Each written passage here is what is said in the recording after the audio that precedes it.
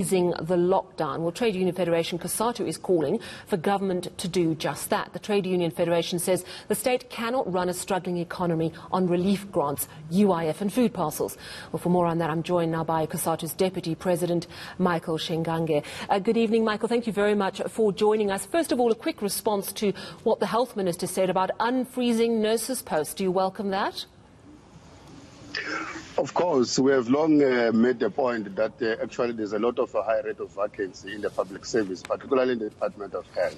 There's a lot of qualified community health, those have completed their community services as nurses that are unemployed today as we speak. And so, in fact, we've also called for those who are retired to also be re-recruited in order to fight this pandemic. So we welcome the announcement. It vindicates that all the public sector unions, particularly that are belonging to Cosatu, have always been correct in calling for the filling of the vacant posts. So many tributes today for nurses and health workers, people at the forefront of dealing with this pandemic that we're facing. And Nahawu, of course, falls under Cosatu, and many nurses fall under Nahawu.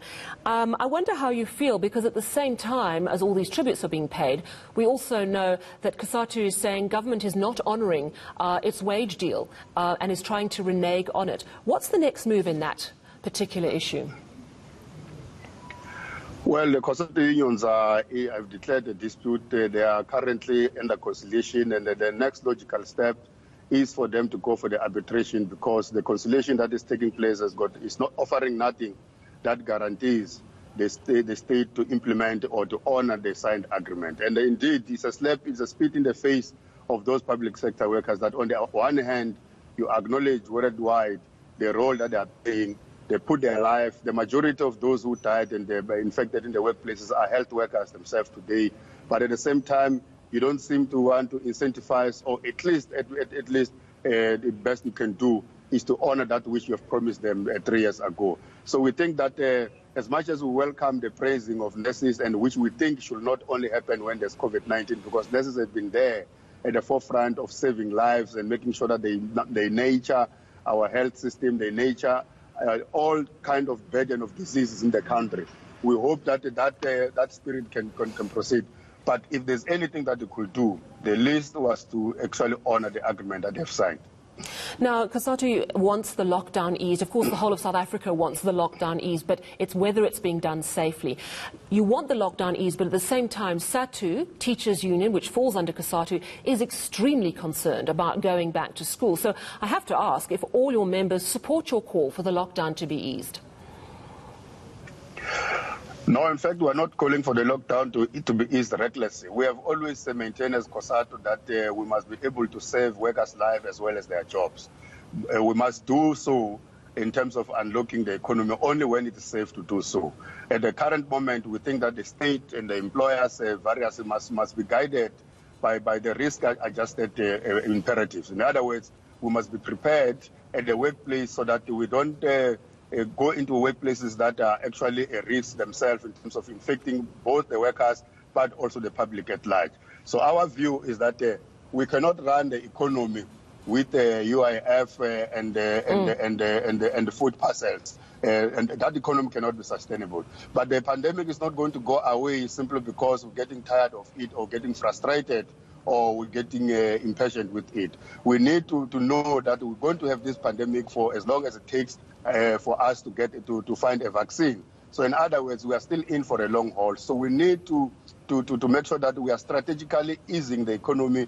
We were very happy and welcomed the introduction of the five levels. In other words, that are going to guide us from each stage in terms of localities, in terms of municipalities, in terms of the provinces, where the rate of infection is a bit lower, but also where we think that the question of managing the social distancing and the movement of people can be controlled. We can open the economy there gradually, but what we are saying is that we can't rush into either a level 3. We need to see the fruits and the benefits of level 4, and so we agree with SATU, agree with every union and every member that is very skeptical and very scary. I'm very scared of going back to work when we're actually not prepared. Are you part of the consultations in how to open up our economy safely?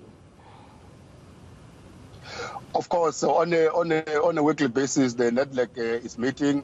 And we are meeting the Minister of Employment and Labour every day, 9 o'clock as Cosatu. So we are part of a lot of discussion, not just consulting on the opening economy. We are discussing to take stock of what has happened so far and the benefits of level 5 and the difficulties that we are facing now at level 4 and actually how provinces are doing and the difficulties that workers in the various sectors and various employers are facing in the various places, and also coming up with the measures that can mitigate those. That's why we're saying when the time is right and when the society is ready, when the health system is ready, and then we can ease into the next level. But for now, we need to take as much as it's necessary into level 4 in order to make sure that all of us get used to the situation we're in now. Your phrase, when the time is right, is so crucial. I think no one really wants to call it in case they get it wrong, because let's face it, we're all in uncharted territory.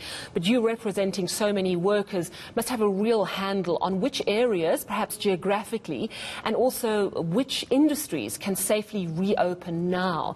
If I had to put you on the spot and say, okay, which areas do you think should be pushing a little and are ready to open up? Could you give me some examples, even areas that you think of the country that should really be easing already?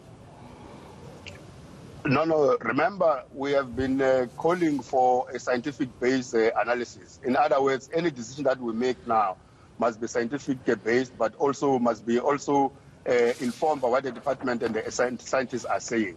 So we are saying we're at level 4 now, and we're thinking we're still all confused, trying to get used. That is this level 4. I mean, it's only 1 week that we're in level 4. We can't rush into any other level now. There's no need. We don't understand the rationale to call for the easing of the lockdown regulations now when we're only 1 week into level 4. Let's get used to the level 4. That's number one.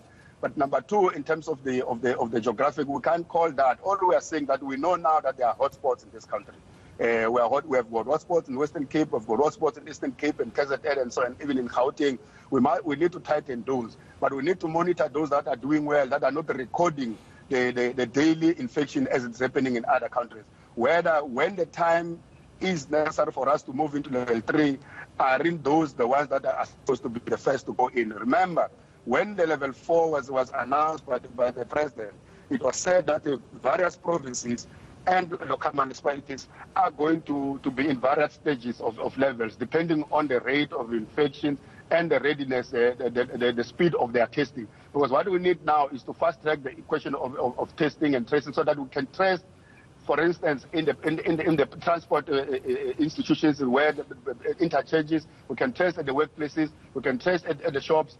The rate of the people who have died now are from public sectors, are from the supermarket, are from the transport, are from the correctional service. It shows you that if on daily basis we can be testing people there, we can actually be helping to flatten the curve. So I can't call geographic now, but we know what are the hotspots. We know the provinces that are doing well. We know the provinces that are still struggling. We know the workplaces and employers that just don't give a damn in terms of complying. We know those who do not have resources to comply. We know those who want to comply but they're struggling. Right. Those are the areas that we need to focus on in terms of assistance. So true. So too, testing and tracing. Thank you so much for your insights there, Michael Shingange, Cosatu First Deputy President.